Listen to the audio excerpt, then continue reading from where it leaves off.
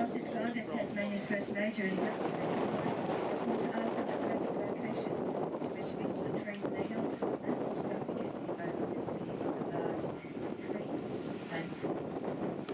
As you look out to your left, you'll see what remains of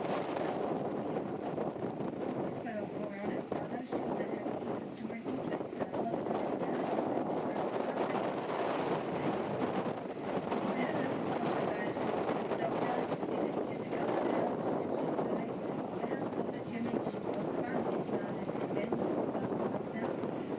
Where your blacksmith workshop also used to be. And with those three chimneys are said to be what remains of the workshop. The other house that's there, surrounded by the fence, is called Sunnybank. It is the mastership right home. Built in 1834, it is the oldest timber structure that we have here and called Harbour. And the first mastership right to move into that home was a man by the name of John Watson. And John came here with his wife and 5 young daughters. She then gives birth to a son. But you have got at least 100 convicts outside there. You now have 6 children under the age of 6. You going to allow them outside to play with the convicts out there? Probably not. After 2 years, John decided it probably was not a good place to bring up his young family, so he then moved them into Hobart and began his own private enterprise. And I have to say, Mrs. Watson was probably very thankful for that, considering she did give birth to another 6 children. I'm sure she would not have wanted 12 children over there. Now, like Josh has just said, those people those beautiful dog cameras, it's a great time to be outside. Some wonderful photo opportunities of the main settlement from the water there. And as we turn around, have a look into those dockyards again, you'll see that big steel structure in the centre. I do need to stress that it's an artist's impression. The best place that is for artists to build ships. It is typically the size of your mid-sized vessel. One of those was called the Eliza. When the Eliza was completed, she was actually used as a patrol boat around Van Diemen's Land. But if you have a look in the other slipway, you'll see that bit of a brick structure that's there. That is a lime kiln, which was built well after the dockyards had closed. Built in 1854, it operated for 20 years, burning chalk, lime and shells, which then produced quicklime, which was used as mortar in your buildings. It was also an ingredient that they used to make fertiliser as well. Now, I don't go into the other ingredients in case people are actually eating. But have a look across at those beautiful dockyards. Now you can see how it's completely separate from your main area, which was really very useful because it allowed them to do all the specialised work with minimal disruption. And it also aided in the security of the area because your convicts were not housed there. But these dockyards are also very important in maritime history, being one of only 3 dockyards where your convicts were employed to both build the dockyards and build the ships.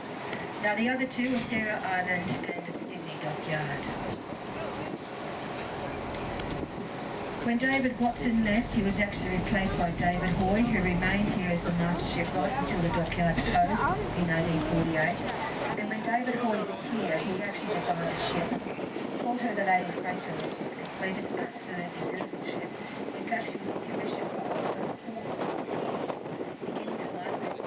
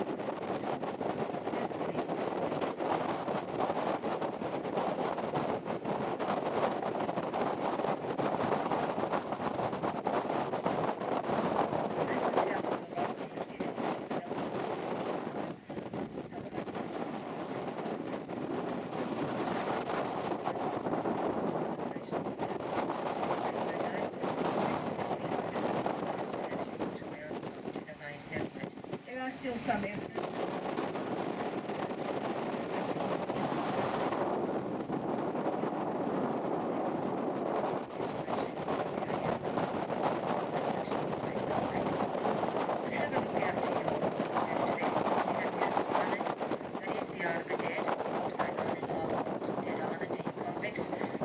Given the task in 1833 to find a new cemetery for the settlement. You see, the settlement was becoming industrialised, but they didn't want the cemetery disturbed. He was given the task to find a new one, and he chose that little island down there.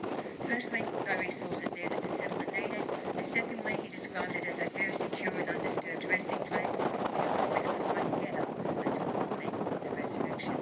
In choosing it, he also divided it. Lower half for your convicts, upper half for your free. So that meant that even in death, these convicts are still being accounted for. And he did go to one step further to determine that no convicts were allowed any recognition. He said they're sinners in life, so therefore they're sinners in death, and nobody needs to know that they even existed. So their graves was left unknown, no grave furniture allowed. However, a free person, of course, the grave furniture was allowed for them. And we do know that there are at least 1,100 people buried on that island, and I can tell you they do all have their own individual graves as well. Some people look at it and go, gee, it's really hard, it must be really hard to dig into. I liken it to an egg. It's got a very hard shell and a very soft centre, so it's very easy to actually dig the graves. But have a look at this beautiful stretch of land that's in front of us. This is a very important stretch of land here at Port Arthur. You see, it actually helped Port Arthur gain their World Heritage status. It is the location of your very first boys' prison in the British Empire and your very first juvenile prison here in Australia. Back in these days, your 7-year-olds were considered to be adults and charged as such and put into adult prisons, but your 9 to 18-year-olds were finding themselves being transported. Can you imagine that? Girls typically being turned into servants, domestic servants. Boys were pretty useless, so they were left in barracks with hardened criminals. But Lieutenant Governor Arthur and Commandant Booth said, no, we can't keep doing this. We need to give the boys an opportunity to reform. Let's turn them into useful citizens. And the only way we can do that, of course, is to separate them from the men, which is why they opened up Point Poor in January of 1834. Now, if you have a look on the shoreline there, you'll see that stone wall structure. This is one of the reasons why Point Poor was opened. It wasn't just open to give the boys an education, it was also open to give them a trade, teach them a trade. That is where your saw pits were, where these boys were actually taught to be sawyers. The underdog was on the shoreline, and the top dog was on top of the wall, so you can imagine what's happening for that underdog as that timber's being cut as well. But have a look up into the hills, you'll also see a wall structure, and that's what remains of the workshops where the boys were actually typically lined up in front of every morning and chosen for labouring gangs to go to. However, is there anybody here that's actually raised a teenage son? Teenage boys are very difficult to get out of bed, aren't they? Which is why this was perfect for them. They were woken up at 5 o'clock and by 7 they had to have had their baths. There are no facilities there, so where are they bathing? Yeah, we're in it. You want to get a teenage boy to wake up, or even a teenage girl to wake up. Put them into these waters, guys. They will snap awake so quickly for you, they won't know what hit them. They won't be happy with you, but they will be awake. Now we're just going in between that beautiful Isle of the Dead and Point Poor. So as we go through, I will ask that you just take a little bit of extra care. There will be a change of motion to the vessel, so if you happen to have a small child or a hot drink, we probably suggest you hold on to them just a little bit tighter. And of course, outside for some wonderful photo opportunities, guys. We're about to go into one of my favourite areas.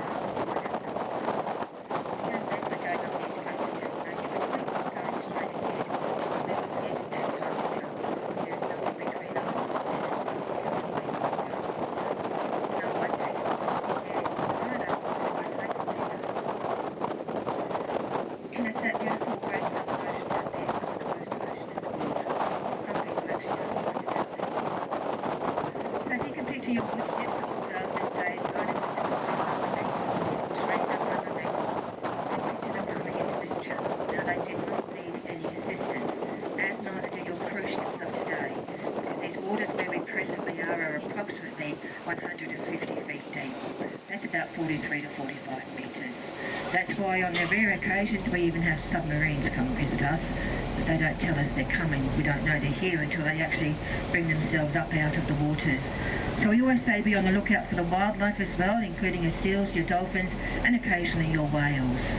Have a look out to your right there, guys. That's our beautiful Tasman National Park. This is what your convict ships at Port Arthur's days were also seeing. It's only 4th or 5th generation of timber there. It is also the location of the Three Capes track.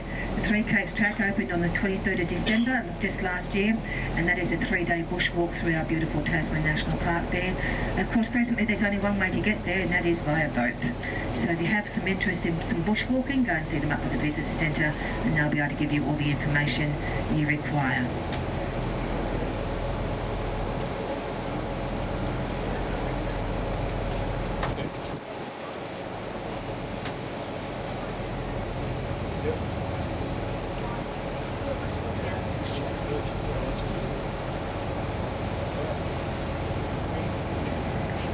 And when people passed away at Port Arthur, they did have to bring them across to the Isle of the Dead. And the way that this was done was their bodies were put into wooden boxes, loaded into empty whaleboats that were attached to other whaleboats with the 6-man crew, and then they would then row them out to the Isle of the Dead. Now, if they're a free person, they're going to be met on the high side of the island by the gravedigger, and of course their family and friends can also come along to their burial service. But if they're a convict, they're going to be dropped off on the side approximately where the jetty is. Very quick burial service for them, and of course the only people allowed to attend were the gravedigger and the reverend. So it gives you an indicator of just how much recognition these convicts were not allowed. And for those people that are doing the Isle of the Dead, you'll see what I mean when I say that the convicts were only known by the mounds of earth that they were buried in.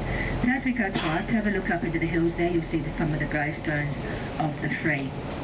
And for those people that are going to be doing the Isle of the Dead tour, we do have some impact statements for you. Firstly, no smoking. In fact, the whole site of Port Arthur is a non-smoking site, so if there is anybody here that is a smoker, the designated location for you to be able to have that cigarette is just outside the visitor centre. You'll see a green chair just outside there. So that's one thing. Of course, if anything you take onto the island, including your rubbish, you do need to bring back here onto the Marana, and you can place it here into the bins on the Marana here. If you have a mobile phone and it works, that means it is a Telstra phone, we will also ask that you please switch it off or put it on to silent. Please stay with your guides at all times, no wandering away, no touching of the stones, because the continuation of the touching of those stones does cause their deterioration, and sadly once they're gone we cannot replace them. So I'll just ask that everybody please remain seated until the Marana is safely tied off, and then we will let you know when you can come down to the double doors. Having said that, please have your tickets ready for us. We will need to see those before we can let you out.